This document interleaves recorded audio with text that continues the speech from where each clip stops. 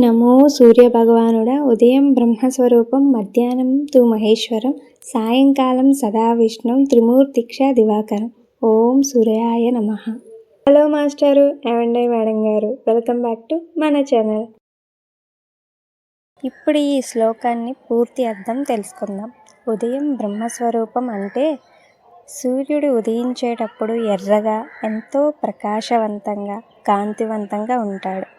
ఈ సమయంలోనే ఆయన లోకాన్ని సృష్టించే బ్రహ్మదేవుడిలా కనిపిస్తాడు. మనందరిలో కొత్త ఉత్సాహాన్ని నింపుతాడు.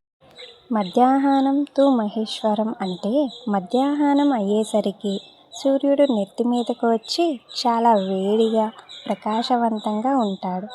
ఆ సమయంలో ఆయన పరమశివుడంతటి శక్తితో, వెలుగుతో కనిపిస్తాడు అని అర్థం. సాయంకాలం సదా విష్ణువు అంటే సాయంకాలం సూర్యుడు అస్తమించేటప్పుడు చాలా శాంతంగా, చల్లగా ఉంటాడు. ఆ సమయంలో ఆయన లోకాన్ని రక్షించే శ్రీ మహావిష్ణువులా కనిపిస్తాడు అని.